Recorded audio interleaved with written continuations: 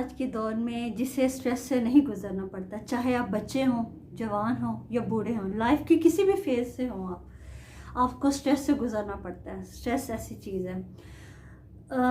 किस चीज़ का स्ट्रेस होता है, क्यों होता है, ये सब कुछ आज इस वीडियो में, और इससे कैसे आपने निकलना है। और जब आप स्ट्रेस ये फील करें तो वो सारी कुछ आज मैं इसमें थोड़ा ब्रीफली डिस्कस करूँगी सब चीज़ें।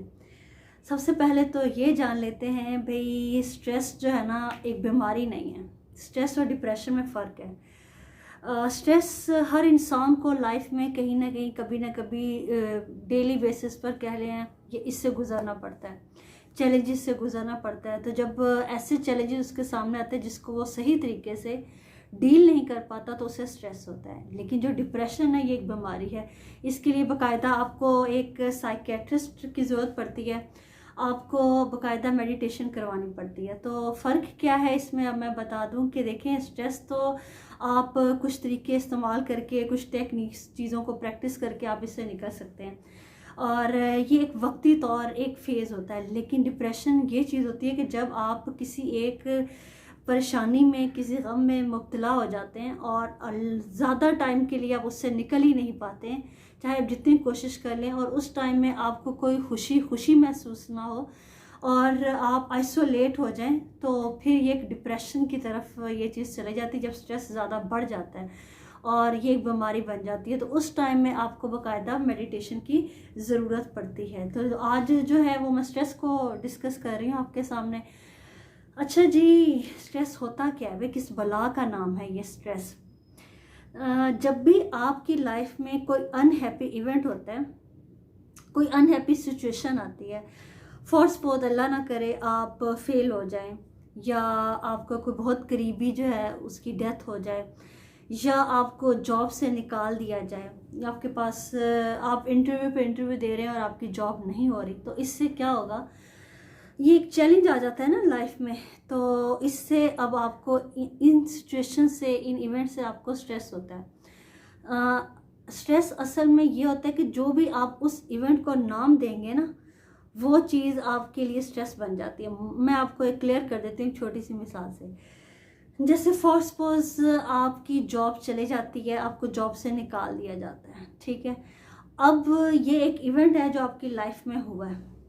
अब आप इसको क्या मीनिंग देते हैं इसका? जब आपको निकाल दिया जाता है, रिजेक्ट कर दिया जाता है, या बार बार इंटरव्यू दे रहे हैं और आपको नहीं जॉब पे अपॉइंट किया जा रहा, तो इसका मतलब आपको रिजेक्शन मिल रही है, नो मिल रहा है। तो नो को अगर आप यूँ समझें कि इससे बेटर अपॉर्चुनिटी हमारे लिए वेट कर रही है, इस इवेंट को आप अगर यूँ देखें तो आपको स्ट्रेस नहीं फील होगा, और आप वाकई ही कुछ अपनी जो भी अपनी एक्सपर्टीज़ हैं उनको बेहतर बनाएंगे, जो भी आपकी फील्ड है उसको आप बेहतर बनाएंगे, और आप मज़ीद अच्छे से निखर कर सामने आएंगे।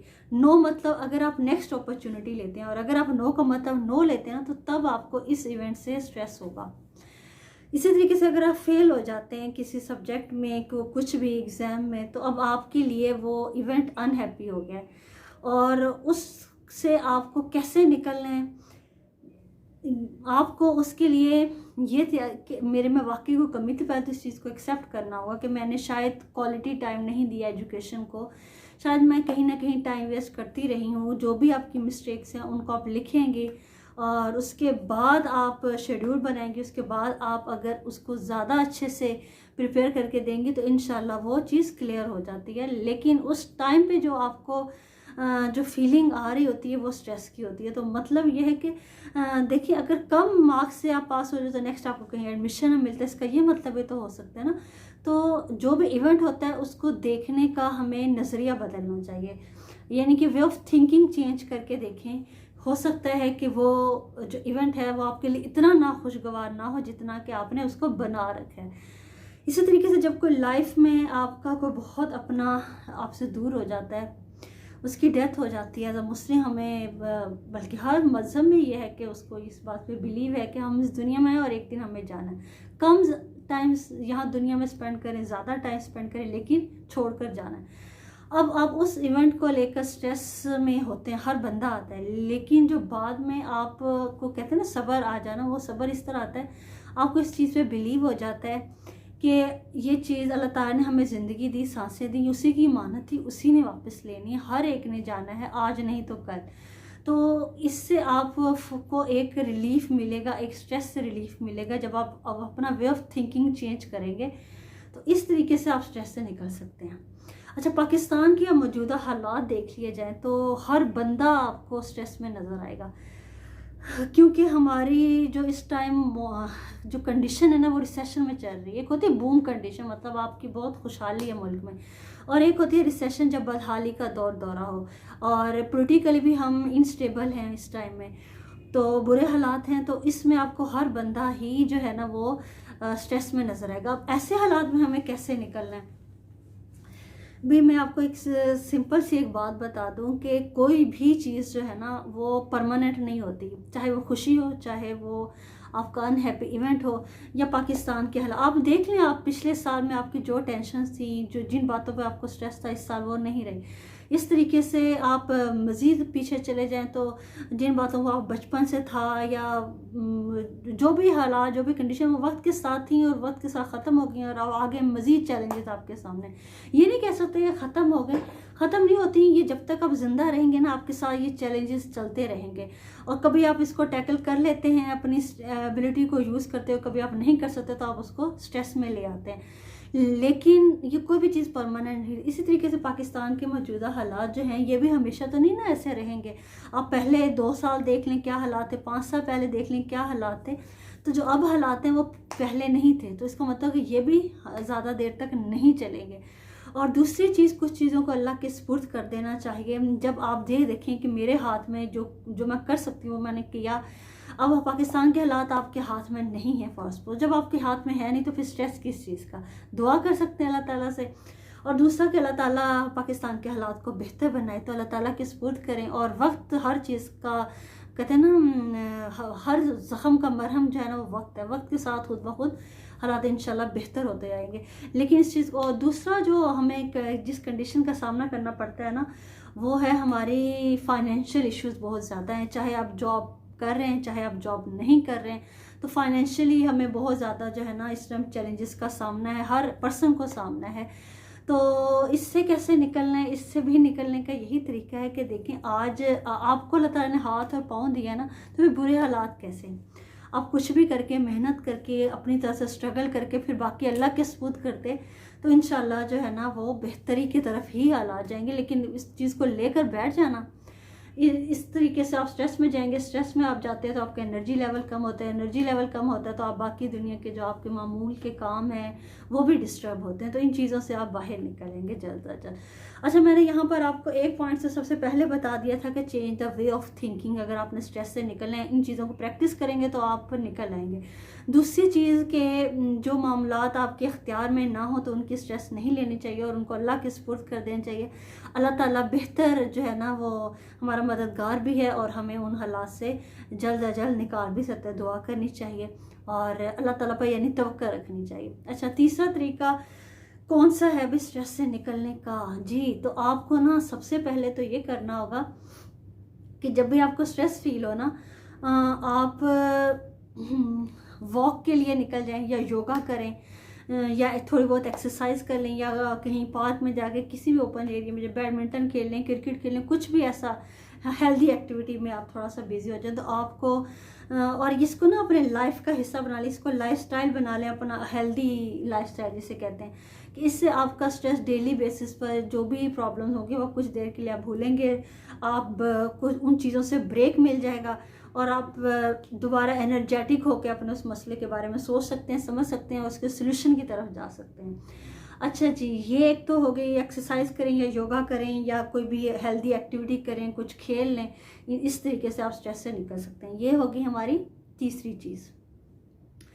चौथी चीज़ क्या आती है स्ट्रेस से निकलने के लिए? कौन सी ऐसी चीज़? आपके फ्रेंड्स होना बहुत लाजमी है। चाहे तो आप अपने पेरेंट्स के साथ बहुत ज़्यादा सिंसियर हो, अगर उनके साथ डिस्कस, सिंसियर तो होता ही है लेकिन डिस्कस कर लें। अगर उनके साथ नहीं तो फ्रेंड्स के साथ उनको कॉल कर लें या उन्हें अपने घर बुला लें या उनके घर चले जाएं, अपने प्रॉब्लम्स को शेयर करें। चाहे वह जो भी आपको मशवरा दें, माने ना माने, सबकी सुने, लेकिन इससे क्या होगा कि जब हम अपना दर्द, अपनी जो भी सिचुएशन होती है उसको बांट लेते हैं ना, तो उससे कम हो जाती है, हमारी तकलीफ़ कम हो जाती है। तो इस तरीके से आपका अच्छे दोस्त का होना या आपकी कोई ऐसी बहन या भाई का होना जिससे आप सब कुछ शेयर कर सकते हैं, शेयर लाजमी करें ताकि आपको एक वो अच्छा मशवरा दे सकें और आप उस मशवरे को समझ सकें और दोबारा अपने मामले को गौर से देख सकें। तो फ्रेंड्स का होना, उनसे बातचीत करना, गपशप करना, चाहे कॉल पे करें, मैसेज पे करें, घर चले जाएं, उनको बुला लें, गैदरिंग कर लें, पार्टी रख लें घर में, अपनी फ्रेंड्स को बुला लें। इस तरीके से आपका स्ट्रेस काफ़ी हद तक रिलीज़ हो जाएगा। एक और चीज़ जो आप स्ट्रेस से निकलने के लिए कर सकते हैं, थोड़ी मज़े बात हो जाएगी अगेन, मैं तो कहती हूँ मेरी नज़र में तो वो कोई मोटिवेशनल स्पीकर है ही नहीं जो अल्लाह की मोहब्बत को आपके अंदर डाल ना सके। तो देखें, हम एज अ मुस्लिम अगर कोई भी हम पर ऐसी आते तो कोशिश करें अपने लाइफस्टाइल में ये चीज़ शामिल करें कि आप बावज़ू रहें। आप जितना ज़्यादा बावज़ू रहेंगे उतना ज़्यादा जो है ना आप पर नेगेटिविटी जो है ना वो कम असर करेगी, और नेगेटिविटी कम असर करेगी तो आपके पॉजिटिव थॉट्स आपकी डेवलप होंगी और आप पॉजिटिव ही सोचेंगे। और इस तरीके से नमाज का जब नहीं तो फिर नमाज अदा करें, नवाफिल अदा करें। इन चीज़ों में, इन इबादतों में बहुत सुकून रखा है।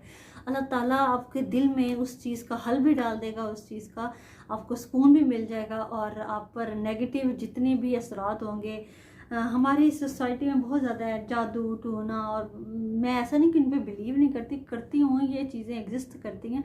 लेकिन जब हम कोई चीज़ खुद ना टैकल कर सके तो हम कहना हमें बद नज़र हो गई है, हमारे पर ये असरात हो गई है, वो खुद भी कोशिश करनी चाहिए। फिर ये भी चीज़ें एग्जिस्ट करती हैं, तो इन चीज़ों का हल ये होता है कि आप बावज़ू रहें, नमाज अदा करें, तो अल्लाह ताला की हिफाजत में रहते हैं। नेगेटिव थॉट्स आप पर बिल्कुल असर ही नहीं करती।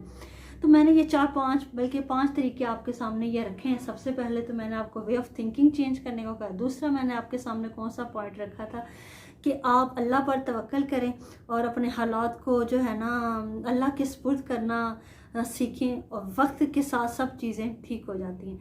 तीसरी मैंने आपको बताया कि आप एक्सरसाइज करें, वॉक करें, योगा करें या कोई भी हेल्दी एक्टिविटी करें। चौथा मैंने आपको बताया कि आप जो है ना अपने फ्रेंड्स के साथ उनके साथ कनेक्शन को स्ट्रॉन्ग बनाएं, उनके साथ शेयरिंग करें। और नंबर 5 में मैंने आपको बताया कि आप बावज़ू रहेंगे तो नेगेटिविटी जितनी भी है, किसी भी किस्म की है, जादू टूने कुछ भी, वो आप पर जो है ना उनके असरात आप पर कम हो जाएंगे। अगर नहीं भी है तो वैसे भी आपको बहुत सुकून मिलेगा, और ये चीज़ें बहुत कम असर करती हैं अगर आप बावज़ू रहेंगे और अपने नमाज का, नवाफिल का एहतमाम करेंगे। जब भी कोई मुश्किल परेशानी है तो हमें मदद अल्लाह से ही मांगनी चाहिए। तो ये मेरे पॉइंट्स थे। इसके अलावा आप कोई हेल्दी कोई बुक भी पढ़ सकते हैं, कोई अच्छी मूवी देख सकते हैं जिससे आपको इंटरटेनमेंट, को हेल्दी इंटरटेनमेंट आप कर सकते हैं। तो ये मेरी वीडियो थी। ये जो वेज थे, टेक्निक्स थी, आप अगर इनको प्रैक्टिस करेंगे तो आप इंशाल्लाह इस सिचुएशन से निकल सकते हैं। अल्लाह ताला पाकिस्तान का हामी और नासिर हो। दुआ करें पाकिस्तान के लिए, मेरे लिए, और मैं मज़ीद किसी ऐसे ही अच्छे सी इंटरेस्टिंग टॉपिक के साथ नेक्स्ट वीडियो बनाऊँगी। तब तक अपना ख्याल रखिएगा। मेरे चैनल को लाइक करें, सब्सक्राइब करें। अल्लाह हाफिज़।